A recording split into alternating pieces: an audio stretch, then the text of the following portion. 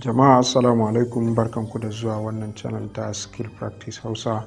A wannan bidiyo zan yi bayani akan yadda mutum zai yi rijista na Sidra Bank ko kuma mu ce Sidra Coin. So ga wanda yake bako a wurinsu, wannan Sidra din Islamic cryptocurrency ne kamar yadda suka yi bayani.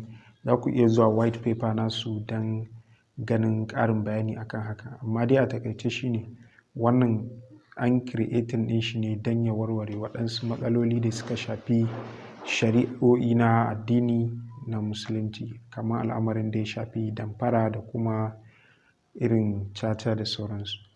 Sannan kuma wannan din an ce Islamic cryptocurrency ne, ba wai yana nuna cewa musulmai ba ne kaɗai za su yi rijista ko wani abu. Kowa zai iya yin wannan rijistan, amma dai ana tafi da shi ne a kan sharuɗa da ƙa'idoji na addinin musulunci, wanda suke cewa an so a tsarkake asalin ƙazantar da ke cikin cryptocurrency ne a manufofinsu.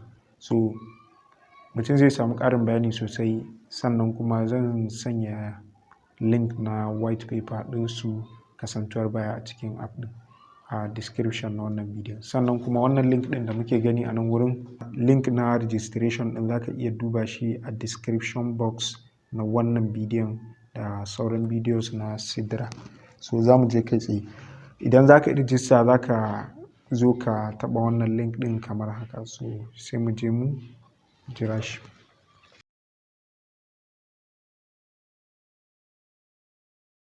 So bayan da ya buɗe kamar haka, a nan wurin sai mu zo mu cike wannan form ɗin kamar haka. Bayan muka cike sai mu zo mu shiga register.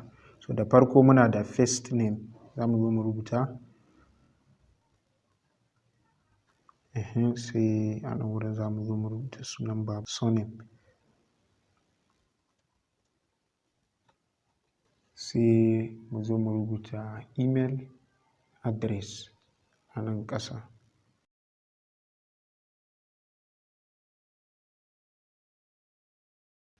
So a nan wurin yanzu za mu zaɓi ƙasa. A nan wurin shine yana a Qatar ne. Sai zo sai mu zaɓi country. A nan zan yi searching sai in rubuta Nigeria. Za ka iya scrolling ka nemo a nan wurin, amma dai a takaice za ka iya ka yi search kamar yadda muke gani. So wannan shine Nigeria nan, sai mu yi select. Bayan da ya ɗauka sai mu zo mu rubuta password.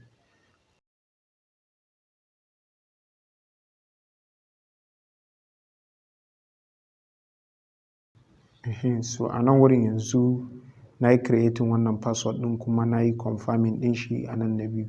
Abinda zan yi na gaba shine zan shiga register. So bayan da muka yi registration ɗin a nan ya gama gaba ɗaya, za mu iya adding shortcut ɗin shi a home screen. A nan wurin yanzu za ku ga add to home screen a nan wurin. So a nan wurin za ka shiga add to home screen kamar haka. Bayan yanzu yadda ya ba mu nan wurin, so mun zo mun tura shi zuwa a fuskan wayanmu. Sannan kuma za ka iya downloading application ɗin ka login a Play Store. Zan zo in nuna shi kai tsaye. So wannan rijistan ya kasance shine rijista ta hanya mafi sauƙi ta yin amfani da wannan link ɗin.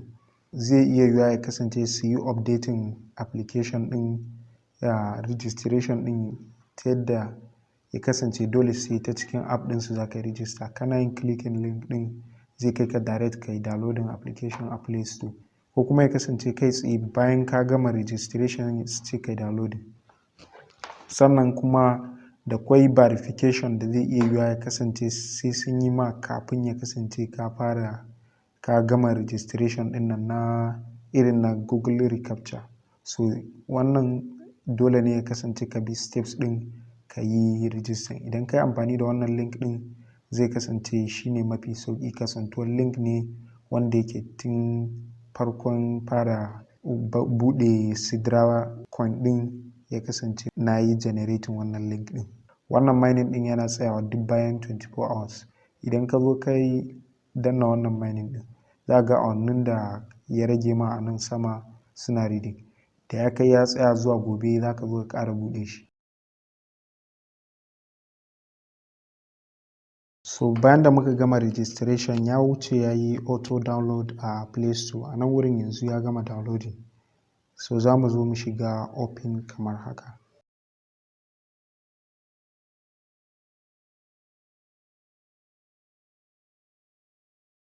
So da ya buɗe a nan wurin za mu zo mu fara yin login da farko bayan buɗe application ɗin.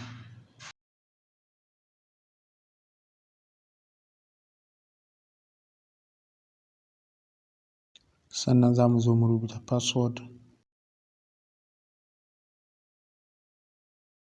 So bayan da muka rubuta login details ɗin sai mu shiga login kamar haka. Bayan da application ɗin ya buɗe haka mun yi login, za mu zo mu shiga please verify your email a nan wurin. So sai mu clicking kamar haka. Za su tura mutum verification link ta email ɗin shi. So a nan wurin za mu shiga resend verification email. So a nan wurin yanzu sun tura. Za mu zo mu shiga inbox na email ɗinmu. So a nan wurin yanzu wannan shine email ɗin sai mu buɗe kamar haka. So a nan wurin yanzu wannan shine verification link ɗin a nan wurin zan zo in clicking akan shi sai ya buɗe mu yi verifying.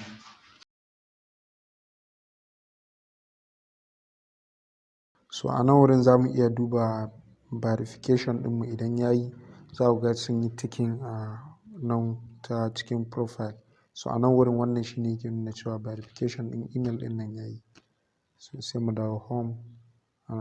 Sannan sai mu zo mu ƙara taɓa mining ɗin nan a nan wurin har sai idan mining process ɗin ya faru. So a nan wurin bayan da na yi mining ɗin yanzu ya yi lafiya lau. So zan zo sai mu yi close a nan wurin. So yanzu na farkon nan za ku ga new user reward, wannan kuma validation reward. Validation reward ɗin nan shine mining ɗin da mutum ya yi a nan wurin. Sannan idan kuma ka invitation ɗin ka yi inviting wani ne zai nuno ma invitation reward. Idan ka yi inviting wani za su baka guda 10. Idan kuma ka yi mining za su baka kullum guda 2. Wannan shine tsari na registration na Sidra. Idan kana so za ka yi inviting wani za ka copy wannan link ɗin kamar haka. Bayan ka copy sai ka shiga ka tura ma wanda za ka tura ma, ko ta email ne ko ta WhatsApp ko kuma ta kowane channel dai misali ko Telegram da sauransu. So wannan shine a takaice a game da yadda za ka yi rijista da fara mining na Sidra Coin. Mun gode da kallon wannan bidiyon, sai mun haɗu a bidiyo na gaba.